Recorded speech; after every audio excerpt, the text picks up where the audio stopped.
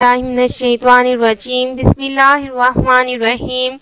शुरू अल्लाह के नाम से जो बड़ा मेहरबान नहायत रहम करने वाला है। मोहतरम नाज़रीन, तमाम सुनने देखने वालों को अस्सलाम वालेकुम रहमतुल्लाहि व बरकातुहू कहती हूँ। मोहतरम नाज़रीन, 25 शबान के दिन अब आपने 2 मिनट इस तस्बीह को दे देने हैं जो मैं अभी आपको बताने जा रही हूँ। इंशाअल्लाह जिसका भी नसीब नहीं बदल रहा है, वजीफ़ा कर करके थक गया है, दुआएं भी मांग रहा है, कोई मकसद पूरा नहीं हो रहा, हाजत पूरी नहीं हो रही, कोई भी मकसद में कामयाबी नहीं मिल रही, इंशाअल्लाह इस अमल को करने के बाद अल्लाह पाक के हुक्म से आपको कामयाबियाँ मिलेंगी, आपकी दुआएं कबूल होंगी।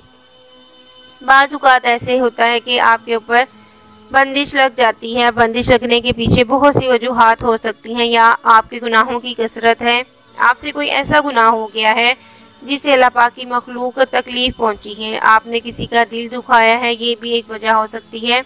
हो सकता है आपने किसी का दिल दुखाया हो या कुछ कह दिया हो। अगर आपने कोई ऐसा काम किया है तो आपको इस्तग़फ़ार करनी चाहिए। इसके बाद अक्सर कुछ लोग जो हैं वो नज़र भी लगा देते हैं, कुछ लोग आपसे हसद करते हैं, आपसे जलते हैं, आपके माल से जलते हैं, आपकी खूबसूरती से जलते हैं, आपके बच्चों से जलते हैं, आपके घर से जलते हैं। अगर आपके पास इतना कुछ है ही नहीं फिर भी लोग जलते हैं। कुछ लोग बहुत ही ख़तरनाक होते हैं, वो चाहते हैं जो कुछ इनके पास है ये भी ना हो, ये भी ख़त्म हो जाए। तो कुछ लोगों की नज़र भी लग जाती है, तो कुछ लोग हसद करते हैं, इसकी वजह से आपके ऊपर बंदिश रुकावटें लग जाती हैं। दोस्तों, नमाज का एहतमाम लाजमी करें, नमाज पढ़ते वक्त इन बातों का ख़ास ख्याल रखें। नबी करीम सल्लल्लाहु अलैहि वसल्लम ने इरशाद फरमाया, जब नमाज के लिए अजान दी जाती है तो शैतान रिया खारिज करता हुआ बड़ी तेज़ी के साथ पीठ मोड़कर भाग जाता है कि अब अजान की आवाज़ ना सुन सके, और जब अजान ख़त्म हो जाती है तो वो फिर वापस आ जाता है।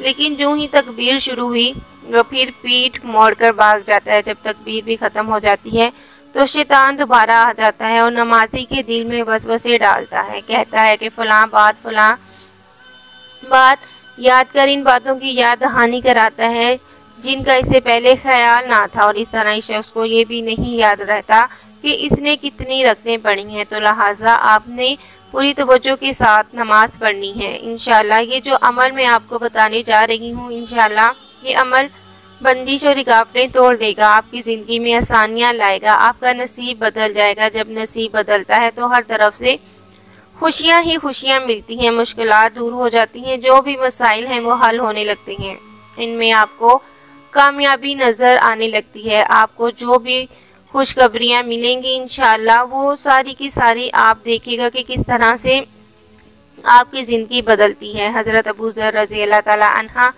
बयान करते हैं कि नबी करीम सल्लल्लाहु अलैहि वसल्लम ने जब सूरज गुरूब हुआ तो इनसे पूछा कि तुमको मालूम है ये सूरज कहाँ जाता है? तो हज़रत अबू ज़र कहते हैं, मैंने अर्ज़ किया, अल्लाह और इसका रसूल ही ज़्यादा जानने वाले हैं। आप सल्लल्लाहु अलैहि वसल्लम ने इरशाद फरमाया कि ये कहा जाता है कि अर्श के नीचे पहुंचकर पहले सूरज सजदा करता है, फिर दोबारा आने की इजाज़त चाहता है और इसे इजाज़त दे दी जाती है, और वो दिन भी करीब है जब ये सजदा करेगा तो इसका सजदा कबूल ना होगा और इजाज़त चाहेगा लेकिन इसे इजाज़त नहीं मिलेगी, बल्कि इसे कहा जाएगा जहाँ से आया था वहीं वापस चला जाए। चुनाचा इस दिन वो मगरबी सीमा से ही निकलेगा। अल्लाह ताला के फरमाने शम्स तकदीरुल अजीज़ अलीम का यही मतलब है। ये मैंने आपकी खिदमत में हुज़ूर सल्लल्लाहु अलैहि वसल्लम की हदीस मुबारक बयान की। अब चलती हैं वजीफ़े की जानिब के इसका तरीक़ाकार क्या है और एहतियात जान लीजिए। आपने कौन से कलमात पढ़ने हैं, कितनी बार पढ़ने हैं, कैसे पढ़ने हैं। सबसे पहले आप जो हैं इस अमल को किसी भी वक़्त कर सकते हैं, फजर, ज़ोहर, असर, मगरिब, इशा, तहज्जुद, किसी भी नमाज के बाद ये अमल आप कर सकते हैं। ये आप नमाज के बाद नहीं करना चाह रहे, जब भी आपको वक़्त मिलता है आप ये अमल कर सकते हैं, इसमें कोई पाबंदी नहीं है। वैसे भी माह शबान बरकतों वाला महीना है, इसे अगला महीना रमज़ान का महीना है। जब भी आप इस वीडियो को देख रहे हो आप ये अमल कर सकते हो, इसमें कोई पाबंदी नहीं है। इसके बाद अहम बातें आपके लिए जानना ज़रूरी है।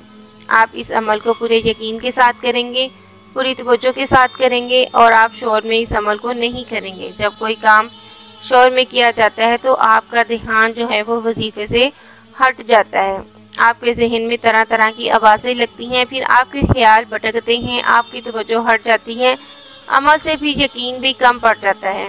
जब यकीन कम पड़ जाए, अमल असर नहीं करता, तो इसलिए आपने यकीन के साथ खामोशी में इस अमल को करना है। इसके बाद मर्द, औरत, बच्चा, बूढ़ा कोई भी इस अमल को कर सकता है, इस पर भी कोई पाबंदी नहीं है। इसके अलावा औरतें इसको ख़ास अयाम में भी कर सकती हैं, इसमें भी कोई पाबंदी नहीं है। इसके अलावा इस अमल को बेड पर, कुर्सी पर, चारपाई, मसल्ले के ऊपर कहीं भी बैठकर किया जा सकता है, इसमें भी कोई पाबंदी नहीं है।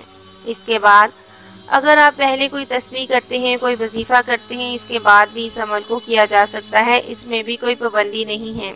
आपने वहम में नहीं डल जाना कि एक वजीफ़े के बाद दूसरा वजीफ़ा करने से पता नहीं कोई नुकसान ना हो जाए, ऐसा कुछ नहीं होता। एक दिन में आप जितने भी वज़ाइफ करते हैं, इससे आपको फ़ायदा ही फ़ायदा है, कामयाबियाँ ही कामयाबियाँ हैं, इसमें कोई भी नुकसान नहीं होता। इसके बाद आप पढ़ेंगे औज़ु बिल्लाहि मिनश्शैतानिर रजीम, बिस्मिल्लाहिर्रहमानिर्रहीम। आपने ये कलमात 3 बार पढ़ना है, ये अमल का हिस्सा है, एक ही बार में शुमार होगा। इसके बाद आप दुरूद पाक पढ़ेंगे।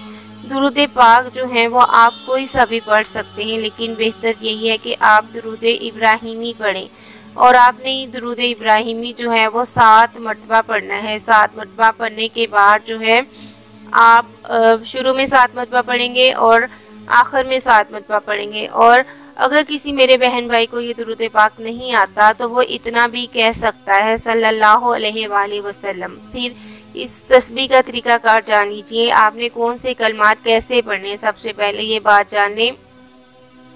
अगर आपके पास तस्बीह नहीं है, आप इसे जो है हाथ के ऊपर शुमार कर सकते हो, हाथ की उंगली के ऊपर शुमार कर सकते हो, दिल में शुमार कर सकते हो, इसमें भी कोई पाबंदी नहीं है। अल्लाह पाक इंसान की नीयत देखते हैं। अगर तस्बीह है तो इसके साथ शुमार आप कर सकते हैं। ये कलमात पढ़ने हैं, या हन्नानु या मुनानु, या हन्नानु या मनानु। आपने ये कलमात जो है वो 100 बार पढ़ना है। फिर इसके बाद आपने आखिर में 7 मरतबा दुरूद पढ़ना है, और आपने दुरूद वो ही पढ़ना है जो आपने शुरू में पढ़ा था। इस अमल की इतनी ताकत है, जब आप इन कलमात को पढ़ोगे आपके ऊपर से हर तरह की बंदिश टूट जाएगी, हर तरह की बंदिश, रुकावट खत्म हो जाएगी। इंशाल्लाह हर काम में आसानी होगी, रोजगार होगा, इंशाल्लाह आपको रोजगार मिलेगा, आपके कारोबार में तरक्की होगी। अगर आपके कारोबार में तरक्की नहीं मिल रही, मुनाफा नहीं आ रहा, इंशाल्लाह आपको मुनाफा आएगा, आपको कारोबार में तरक्की और कामयाबियाँ मिलेगी। इंशाल्लाह हर मुश्किल आपकी आसान हो जाएगी, जो भी आपकी मुश्किल हालात हैं वो दूर हो जाएंगे। घरेलू परेशानियां हैं, औलाद की तरफ से परेशानियां हैं, कोई भी परेशानी हो सकती है, आपका घर नहीं है, आप इसको लेकर परेशान हो, इंशाल्लाह ये सब परेशानियां दूर हो जाएंगी। अल्लाह पाक आपके ऊपर अपनी करम नवाजी करेंगे। इसके अलावा इंशाल्लाह आपके अंदर से हर तरह की बीमारी दूर हो जाएगी। आप इलाज करवा कर थक गए हों, पैसे लगा कर थक गए हों, आराम नहीं आता, या नाज़रीन आप ये कह सकते हैं कि आप किसी ऐसी बीमारी में मुब्तला हैं कि आपको लगता है कि वो ठीक नहीं हो सकती, इंशाल्लाह आप ठीक हो जाएंगे।